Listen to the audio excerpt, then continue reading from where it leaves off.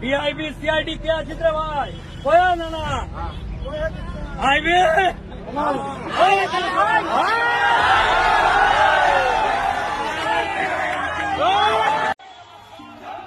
এই মুহূর্তে কালিয়াচক কাণ্ডে বড় ব্রেকিং নিউজ। পালানোর সময় এয়ারপোর্ট থেকে গ্রেপ্তার মোফাক্কুরুল ইসলাম। অ্যারেস্ট হলাম বাগডোগরা এয়ারপোর্ট থেকে।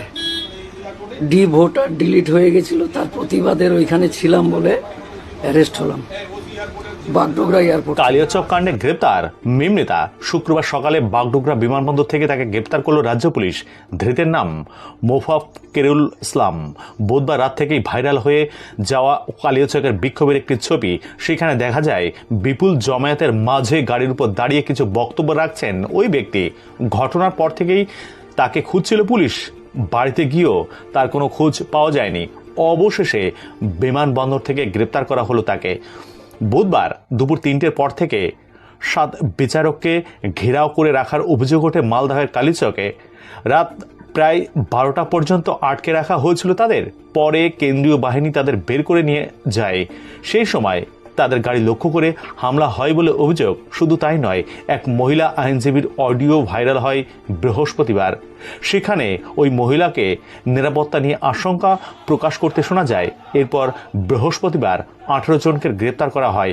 এবার গ্রেপ্তার করা হলো মিম নেতাকে। এই ঘটনায় মোট 35 জনকে গ্রেপ্তার করা হয়েছে।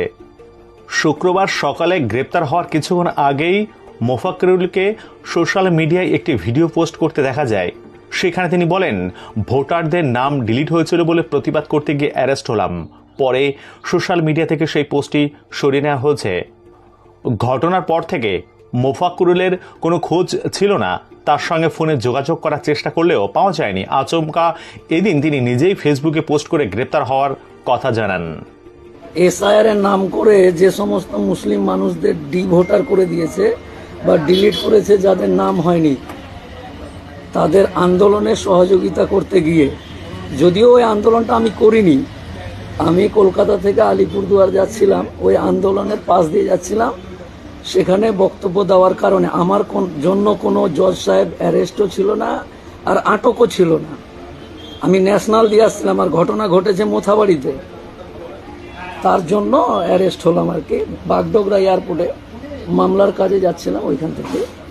এখন বাগডোগরা থেকে বাগডোগরা থানায় যাব, থানা থেকে তারপরে হয়তো মালদা বা বিভিন্ন জায়গায় নিয়ে যাবে।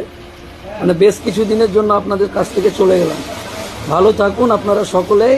আর এই যে ভোট, নিশ্চয়ই নিজের নাম উঠাতে যা যা করা প্রয়োজন তা করতে হবে।